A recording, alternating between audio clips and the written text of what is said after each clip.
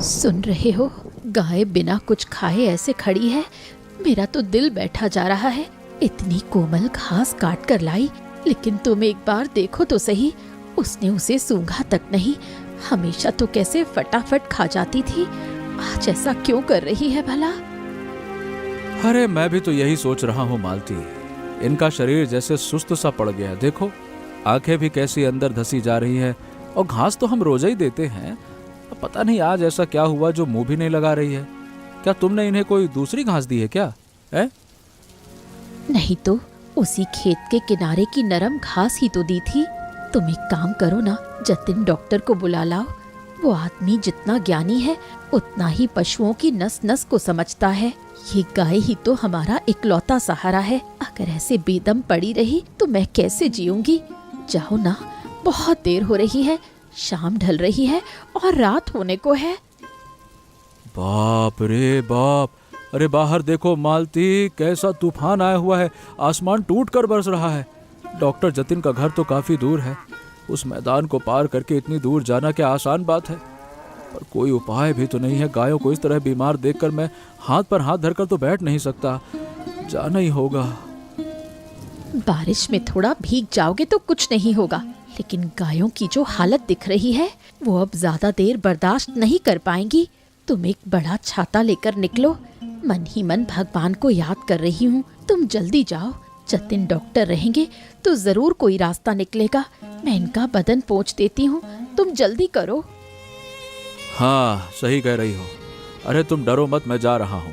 गांव के सारे रास्ते इस समय कीचड़ से भर गए हैं, फिर भी मैं दौड़ते हुए जा रहा हूँ। तुम गौशाला छोड़कर कहीं मत जाना। अगर मेरे डॉक्टर को लेकर लौटने तक गायें ज्यादा तड़पे तो थोड़ा पानी का छींटा मार देना, ठीक है ना? तुम संभल कर जाना, रास्ता फिसलन भरा है, बहुत ध्यान से कदम रखना। मैं यही हूँ, तुम्हारी राह देख रही हूँ। भगवान करे डॉक्टर बाबू घर पर ही मिले। अरे तुम चिंता मत करो, मैं अभी आता हूँ। तुम बस गायों के पास ही रहो, ठीक है? हाँ, हाँ, अरे डॉक्टर बाबू, अरे डॉक्टर बाबू घर पे है क्या? बड़ी मुसीबत आ गई है, आप एक बार चलिए ना डॉक्टर बाबू। अरे कौन है? अरे मोहन, क्या बात है भाई? ऐसे तूफान में इस समय शाम को तो यहाँ क्या हुआ? तबीयत खराब है क्या? नहीं डॉक्टर बाबू, मेरी तबीयत ठीक है, लेकिन घर पर दोनों गायें कल से बिल्कुल पानी और चारा खा ही नहीं रही हैं। सुस्त हो गई हैं, शरीर भी गर्म लग रहा है। आप कृपया करके एक बार चलिए ना, वरना गायों को बचाया नहीं जा सकेगा। ऐसा क्या? अरे तो पहले बताना चाहिए था ना। बारिश का जोर तो देख, एक बार थमने का नाम नहीं ले रही। अच्छा चल ठीक है, तू रुक, मैं अपना थैला और टॉर्च लेकर आता हूँ। गाय अगर खाना ना खाएं तो चिंता की बात है भाई। जानवर मुंह से थोड़ी बोलते हैं, वो बस खाना नहीं खाते हैं, समझ जाओ। चल, देर नहीं करनी चाहिए। चल चल चल चल चल चल, चल। हाँ, अजीब बात है डॉक्टर बाबू। घास दे रहे हैं, पुलाव दे रहे हैं, वो कुछ भी छू ही नहीं रही है। बस चुपचाप खड़ी होकर सुस्ता रही है। ऐसा तो पहले कभी नहीं हुआ। क्या होता है, कई बार ना पेट की खराबी या किसी अज्ञात संक्रमण की वजह से भी ऐसा हो सकता है। चिंता मत कर, मैं देख लेता हूँ, है ना? अरे वो देख मोहन, पानी के बहाव में क्या बैगन के पौधे बहकर नहीं आ रहे क्या? इतने सुंदर और ताजा पौधे तो आसानी से देखने को नहीं मिलते हैं, देख तो। हैं? हाँ हाँ डॉक्टर बाबू, बाढ़ जैसा पानी है, किसी खेत से बहकर आए होंगे। अब ये तो बर्बाद हो जाएंगे डॉक्टर बाबू। तू इन्हें रख, ये पौधे देख रहा है, ये कितने ताजे हैं, कहीं से भी सड़े नहीं हैं, कितने शुद्ध लग रहे हैं। ये कोई साधारण खाद वाले पौधे नहीं लगते। रख ले, काम आ सकते हैं, रख ले। हाँ देखता हूँ डॉक्टर बाबू, अगर ये किसी काम आ सके तो। चलिए ना, रास्ता लंबा है, गाय को देखना है। हाँ हाँ हाँ, चल चल चल चल, देर करना ठीक नहीं होगा। पहले गायों की हालत देखते हैं, चल। हाय मेरी किस्मत, डॉक्टर बाबू अभी तक नहीं आए। गायों को थोड़ा पानी भी नहीं पिला पा रही हूँ। तुम लोग ऐसा क्यों कर रही हो रे? थोड़ा मुंह तो खोलो। लो आ गया मालती मैं, तुम चिंता मत करो। इस तूफान में आने में थोड़ा देर तो हो गई। लाओ देखो तो गायों को क्या हुआ है। डॉक्टर बाबू, गायों को कल से जो भी दे रहा हूँ ना, वो मुंह फेर ले रही हैं, जैसे खाने का मन ही नहीं है इनका। किसी भी चीज में जैसे कोई रुचि ही नहीं है। यहाँ तक कि पानी भी नहीं पीना चाह रही हैं। देखता हूँ। शांत रहो, मैं सब देख रहा हूँ। अभी थोड़ा सा चुप रहो। देखो तो सांस कैसी चल रही है। अरे डॉक्टर बाबू देखिए तो, क्या इनका ध्यान इन पौधों की तरफ ही है क्या? देखिए, इसने पलट के देखा। वाह वाह वाह, सच में। अरे वो तो गर्दन उठाकर उधर ही देख रही है। वाह। हे भगवान, ये क्या माजरा है? जो गायें घास देखते ही मुंह फेर रही थी, उन्होंने इस तरह बैंगन के पौधे खा लिए। ये तो कोई जादू लग रहा है। लेकिन इन पौधों को जिस तरह से इसने खाया है, सचमुच असाधारण है। मोहन के हाथ के इन पौधों में जरूर कुछ ऐसा है जिसकी इनके शरीर को जरूरत है। डॉक्टर बाबू वो और मांग रही हैं। कितने चाव से खा रही, देखिए ना। देख मालती, मुझे लगता है जैसे इन्हें बहुत दिनों बाद तृप्ति देने वाली कोई चीज मिली हो। हाँ, खा खा खा खा खा, आराम से खा खा। सच कह रही हूँ, मैंने ऐसा कभी नहीं देखा। कितना अजीब मामला है, बताइए भला। हाँ, इस बात की गहराई में जाना होगा। इन पौधों में ऐसा क्या गुण है जो हमारी जानी पहचानी घास में नहीं है? मोहन, ये पौधे तुम्हें कहाँ मिले थे, जरा याद करके बताना तो। अरे रास्ते के किनारे वो नाले के पानी में बह के आ रहे थे ना। अरे आप ही ने तो कहा उठा लो। हाँ, ये कोई साधारण घटना नहीं है। चलो हम बैठक में चलकर थोड़ी चर्चा करते हैं। गायें आखिर क्या चाहती हैं, ये शायद पौधे ही हमें बताएंगे। चलो। मामला काफी रहस्यमयी है। एक बीमार जानवर साधारण घास फूस छोड़कर अचानक बैगन का पौधा खाने लगे। ये जानवर के स्वभाव के खिलाफ है भाई। विज्ञान और अनुभव से परे की बात है, और मुझे लगता है कि इसमें जरूर कोई ना कोई वजह है, या फिर जरूर कोई ना कोई गड़बड़ी है। हाँ, आपकी बात दम है, आपकी बात में। डॉक्टर हैं आप जो कहेंगे सही कहेंगे। हमारे तो कुछ समझ नहीं आता। अच्छा डॉक्टर बाबू, क्या हम कोई ऐसी गलती कर रहे हैं जिससे वो समझ रही हैं पर हम नहीं समझ पा रहे हैं? क्या पुलाव या घास में कोई दोष है क्या? आज तो मैंने नया पुआल ही दिया था, पुरानी घास तो सारी फेंक दी थी। तो क्या मैदान की घास में कुछ ऐसा मिला हुआ है जिसे गाय अब बर्दाश्त नहीं कर पा रही है? तूने ठीक पकड़ा मालती। आजकल की खेती में जिस तरह से रासायनिक जहर या कीटनाशकों का इस्तेमाल हो रहा है, वो सिर्फ कीटों को नहीं मार रहा, बल्कि मिट्टी के गुण भी खत्म कर रहा है। शायद उसी जहरीली घास को खाकर गायों की हालत हुई है। लेकिन वो बैगन का पौधा, उसे उन्होंने क्यों खाया, ये बड़ी बात है। इसका मतलब क्या उन पौधों में कोई कीटनाशक नहीं था? क्या वो एकदम शुद्ध पौधे थे? बिल्कुल सही कहा। मुझे लगता है कि प्रकृति ने अपना संतुलन जिस तरह से बनाए रखा है, वो पौधा शायद किसी ऐसी जगह उगा था जहां किसी कृत्रिम जहर का साया भी नहीं पड़ा। गायों के अवचेतन मन ने शायद शुद्धता के अंतर को पहचान लिया। वो ठीक होना चाहती हैं, इसीलिए शुद्ध भोजन की तरफ ही झुकी हैं। तो अब तो डॉक्टर बाबू, आपने हमें बहुत बड़ी मुसीबत से बचने का रास्ता दिखा दिया। गायों को अगर वैसा ही शुद्ध भोजन मिलता रहे तो क्या वो फिर से पहले की तरह तंदुरुस्त हो जाएंगी? जरूर, लेकिन सवाल ये है कि हमें इतने बैगन के पौधे मिलेंगे कहाँ? जो बहकर आया था वो तो बस कुछ ही पौधे थे। मुझे लगता है हमें उस पौधे के स्रोत को खोजना होगा। कहाँ लगा है, खेत में, बगीचा में? जहाँ भी ये पौधे उगे हैं वहाँ जरूर किसी अलग तरह से खेती होती होगी। ठीक है, तो डॉक्टर साहब, मैं कल सुबह ही निकलूंगा और जिस तरफ वो नाला गया है ना, उसी रास्ते पर चलने से जरूर किसी न किसी खेत का पता चल जाएगा। मालती, तुम गायों का ध्यान रख पाओगी ना? हाँ, बिल्कुल कर पाऊंगी। तुम निश्चिंत होकर जाओ। मैं तो बस यही चाहती हूँ कि मेरी गायें पहले की तरह सूखा चारा खाकर भी ठीक रहे। हम सब मिलकर आगे बढ़ेंगे। मैं खुद भी देखना चाहता हूँ कि इस आधुनिक युग में कीटनाशक के बिना कौन सा ऐसा बैगन उग रहा है। ये सिर्फ भोजन की तलाश नहीं है, ये एक नई शुरुआत का संकेत है। तुम लोग तैयार रहना। हाँ ठीक है डॉक्टर बाबू, कल भोर की पहली किरण फूटते ही हम निकल पड़ेंगे। बैगन के पौधे के इस स्रोत को खोजना ही अब हमारा इकलौता लक्ष्य है, आप चिंता ना करिए। हाँ।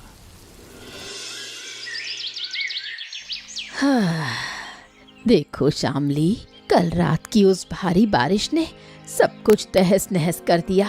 मेरे प्यारे बैंगन के पौधों का आधा हिस्सा तो पानी के बहाव में बह गया। कितने जतन से बीजों से ये पौधे बड़े किए थे, सब खत्म हो गया रे। मन छोटा मत करो दादी, प्रकृति पर तो किसी का बस नहीं है। जो चला गया वो तो वापस नहीं आएगा। लेकिन देखो, जड़ की तरफ के कुछ पौधे अब भी मजबूती से मिट्टी को पकड़े हुए हैं। इन कुछ पौधों को ही हम फिर से सहेज कर लगा सकते हैं। तू बहुत आशावादी है श्यामली, लेकिन इस जरा सी जमीन में क्या पहले जैसी पैदावार होगी? मैंने जो सपना देखा था कि बिना किसी कृत्रिम जहर के सब्जियां उगाकर अपने गांव के लोगों को हैरान कर दूंगी, क्या वो कभी पूरा होगा? ये कीचड़ से भरी हालत देखकर मेरा दिल फटा जा रहा है। होगा दादी, जरूर होगा। इंसान तो कितने धीरज के साथ खेतों में काम करता है। मैं कहती हूँ चलो हम आज ही काम में लग जाते हैं। पानी हटने के बाद कीचड़ वाली मिट्टी सूख जाएगी, तब ढीले हो चुके पौधों को फिर से खाद डालकर अच्छे से रोप देंगे। इन पौधों को देखो, अब भी कितने जीवंत हैं। क्या इन्हें नजरअंदाज किया जा सकता है? तू साथ होती है तो मेरी हिम्मत बढ़ जाती है। सच है, मिट्टी कभी किसी को खाली हाथ नहीं लौटाती। हमें बस थोड़ा सब्र रखकर समय देना होता है। चल, जब तू कह रही है तो आज ही काम शुरू करते हैं। मैं एक काम करती हूँ, पास की झाड़ी से कुछ सूखा पुआल और गोबर की खाद ले आती हूँ।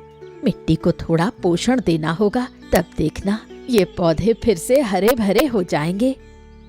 मैं तब तक पानी निकलने का रास्ता थोड़ा खोद देती हूँ, ताकि जमा हुआ पानी जल्दी बाहर निकल जाए।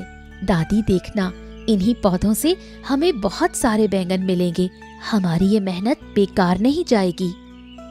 कोई रासायनिक खाद तो हम छूते नहीं हैं, इसीलिए शायद इनका दाम बहुत ज्यादा है। कोई अगर सच में इन पौधों की अहमियत समझे, तभी मेरी मेहनत सफल होगी। आ शामली, हम अभी काम में लग जाते हैं। धूप निकलने से पहले पौधों को ठीक से लगाना होगा।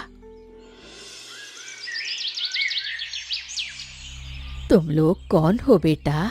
सुबह सुबह इस कीचड़ भरे खेत में क्यों आए हो?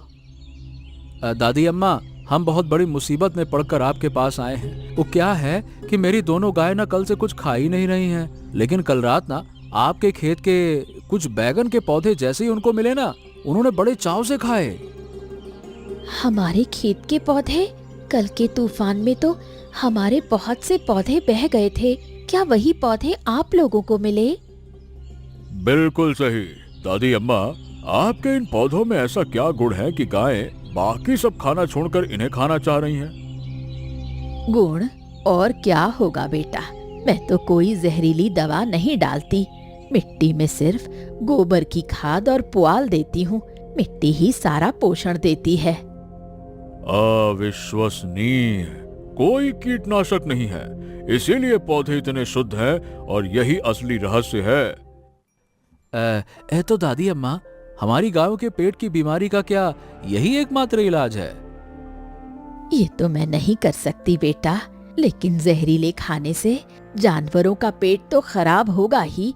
तुम लोग ये पौधे ले जाकर उन्हें खिलाने का इंतजाम करो। दादी, इनकी गायों की तकलीफ देखकर मेरा भी मन दुखी हो रहा है। हमारे पास बचे हुए बाकी पौधे क्या इनकी मदद कर सकते हैं? देखिए अम्मा, हम समझ सकते हैं कि आप लोगों ने कितनी मेहनत से ये खेत तैयार किया है। एक पौधा हम जांच के लिए ले जाना चाहते हैं, क्योंकि ये शुद्ध सब्जी ही हमारे गांव के लोगों की आंखें खोल सकती है। जांच करो बेटा, मुझे कोई आपत्ति नहीं है। मैं चाहती हूँ गांव के लोग समझें कि कीटनाशक छिड़कने से कोई फायदा नहीं है। आप लोगों ने कितना बड़ा उपकार किया है, ये मैं शब्दों में बयान नहीं कर सकता। गायों की ऐसी तड़प देखकर हमारी जान हलक में अटकी थी। सही बता रहा हूँ मैं। आप लोग जब इतनी दूर से आए हैं तो यकीनन इन बेजुबान जानवरों के लिए आपके दिल में ममता है। यही असली प्यार है। हम वादा करते हैं कि इन पौधों को लेकर हम अच्छी तरह से शोध करेंगे भविष्य में, ताकि ऐसी खेती और बढ़ सके। इसके लिए प्रयास करेंगे, ठीक है?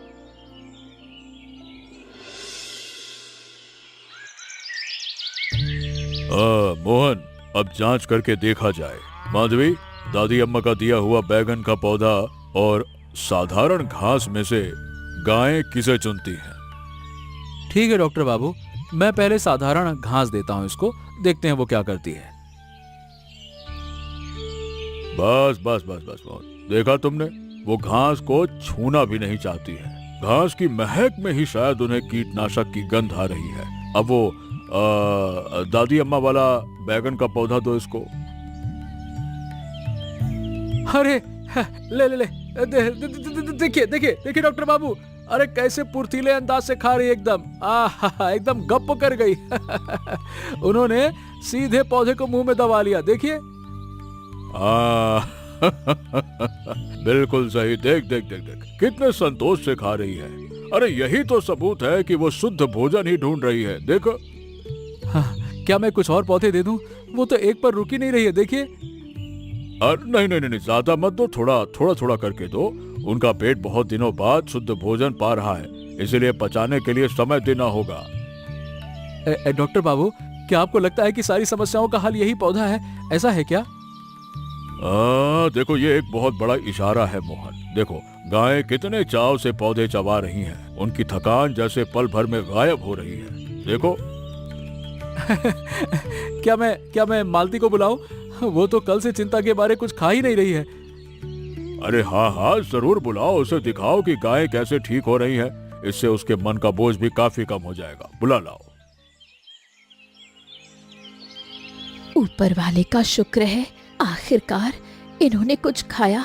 मोहन, तुम उस दादी से पौधे ले आए, इसलिए आज इनके चेहरे पर रौनक लौटी। सिर्फ खाना नहीं मालती, ये पौधे इन्हें अंदर से तंदुरुस्त बना रहे हैं। हमने आज बहुत बड़ा सच सीखा है। लेकिन डॉक्टर साहब, कुछ पौधे से तो सारी गायों को ठीक नहीं किया जा सकेगा। हमें कोई स्थायी उपाय सोचना होगा ना। उसी रास्ते को तो खोजना होगा मोहन। ये बैगन का पौधा हमें रास्ता दिखा रहा है कि मिट्टी को फिर से शुद्ध करना होगा। डॉक्टर बाबू, मैं उस बूढ़ी अम्मा के पास जाकर सीखूंगी कि बिना कीटनाशक के ऐसे पौधे कैसे उगाए जाते हैं। अपनी गाय को मैं अब और जहरीली घास नहीं दूंगी। बहुत बढ़िया योजना है। मैं तुम्हारी हर संभव मदद करूंगा। देखना, यही कोशिश एक दिन हमारे पूरे गांव को बदल देगी, देखना तुम।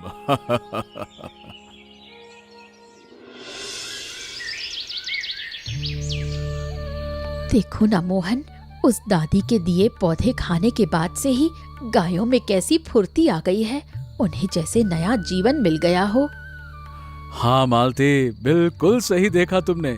लेकिन मेरे दिमाग में एक ही सवाल घूम रहा है। हर दिन तो इस तरह चमत्कारिक रूप से नाले से पौधे बहकर तो आएंगे नहीं। हमें कोई स्थायी इंतजाम करना होगा। मुझे भी यही लगा है। कल ही मैं उस माधवी दादी के घर जाऊंगी। वो जिस तरह बिना कीटनाशक के इतनी सुंदर फसल उगाती हैं, मुझे भी वो तरीका सीखना होगा। ठीक कहा तुमने। पर मैं सोच रहा हूँ, लोग तो कहते हैं कि बिना जहर की खेती करेंगे तो कीड़े सब खा के साफ कर देंगे। हमारे पौधे अगर बर्बाद हो गए तो? लोग तो कितनी बातें करते हैं। गायों की वो बीमार हालत देखकर मुझे सबक मिल गया है। मैं चाहती हूँ कि मेरे घर के जानवर प्रकृति का शुद्ध खाना खाकर जीवित रहें, और इसके लिए जितनी मेहनत करनी पड़ेगी मैं करूंगी। तेरी बातें सुनकर लग रहा है कि तूने पक्का इरादा कर लिया है। क्या माधवी दादी हमें सब कुछ सिखाने के लिए तैयार होंगी? बता। क्यों नहीं होगी?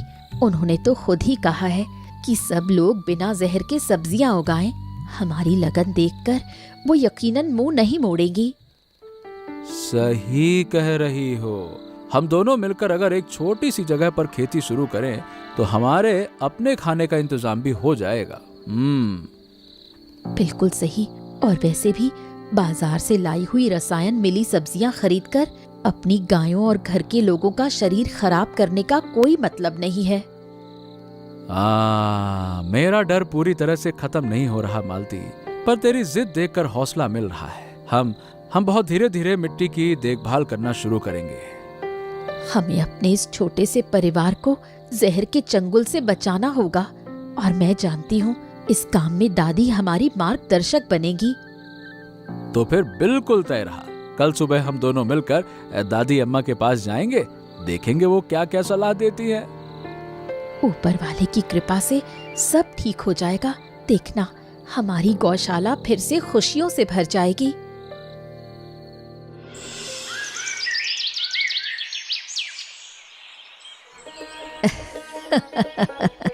आओ बेटा, कल तो डॉक्टर बाबू आए थे, आज तुम लोग आ गए।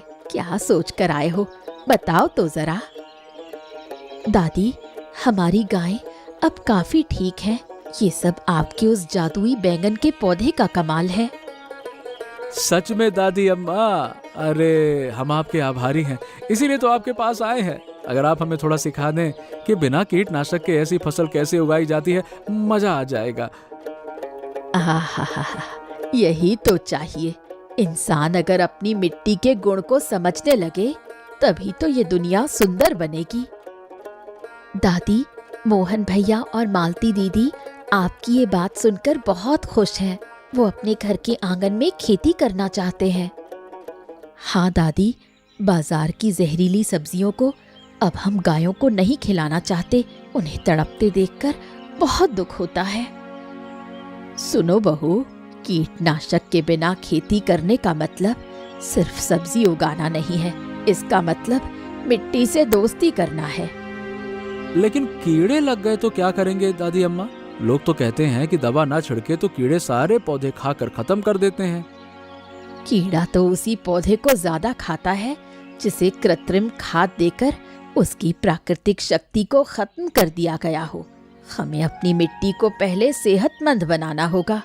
दादी ठीक कह रही हैं। हमारे खेत की मिट्टी हमने गोबर की खाद और सड़े पत्तों की जैविक खाद से तैयार की है। मिट्टी जब जीवंत रहती है तो पौधा खुद अपनी बीमारियों से लड़ सकता है। क्या ये सब बहुत मुश्किल काम है दादी? हम तो साधारण लोग हैं, इतने नियम क्या हम समझ पाएंगे? मुश्किल कुछ भी नहीं है बहू, नियम बहुत आसान है। पहला, मिट्टी को पूरी धूप और हवा मिलनी चाहिए। दूसरा, नीम के पानी का कभी कभी पत्तों पर छिड़काव करने से कीड़े दूर रहते हैं। हाँ, तब तो हम ये भी कर सकते हैं। सही कहा। और सब्जियां क्या सच में उतनी ही पौष्टिक होंगी? पौष्टिक ही नहीं, इसका स्वाद भी बिल्कुल अलग होगा।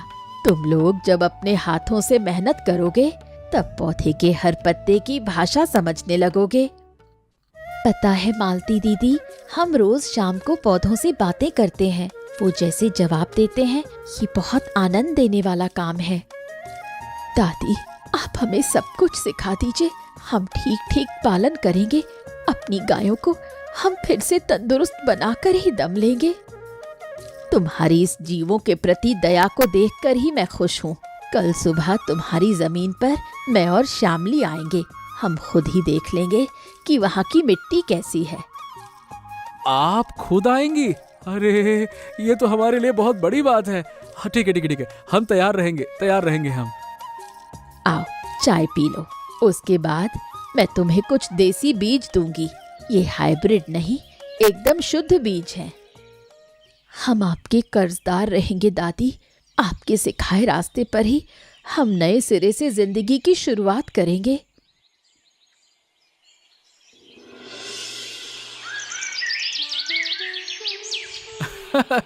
मालती, इधर आ। अरे देख, पौधे कितने ताजे हो गए हैं। एक कीड़ा भी तो नहीं है, जैसे पौधे मुस्कुरा रहे हो। देख देख देख देख देख। देखूंगी क्यों नहीं। इस 1 महीने में तो हमने किसी और सुख चैन की तरफ देखा ही नहीं। बस दादी के सिखाए नियम और इस मिट्टी की सेवा के अलावा कुछ नहीं समझा। देखो, पौधे का रंग कितना शानदार है। ओ मेरी गायो, तुम्हारे लिए इतनी मेहनत की है, अब कम से कम पेट भर कर ये शुद्ध खाना खाओ, मजे करो। डॉक्टर बाबू ने उस दिन कहा था ना, प्रकृति हमें सब कुछ देगी। सचमुच गायें आज कितनी तंदुरुस्त हैं। इनकी त्वचा पर फिर से वही पुरानी चमक लौट आई है। सिर्फ गाय ही नहीं मालती, हमारे मन की थकान भी जैसे दूर हो गई है। अरे मेहनत की फसल जब ये जानवर चाव से खाते हैं तब हमारी तकलीफों की सार्थकता मिल जाती है। गांव के बहुत से लोग अब हमें देखकर हैरान होते हैं। दादी के वो बीज और हमारे सब्र का फल आज सबकी आंखों के सामने है। चल आज एक उत्सव मनाया जाए। दादी अम्मा और श्यामाली को बुलावा भेज दे। हमारे घर के सारे लोग मिलकर आज दोपहर में शाकाहारी दावत का आनंद करेंगे। बैगन का भरता और मस्त पोई रोटी। बिल्कुल सही कहा तुमने। हमारी इस सफलता की वजह तो वो ही है। मैं अभी खाना तैयार करती हूँ। सब मिलकर खुशी खुशी इस जीत का जश्न मनाएंगे।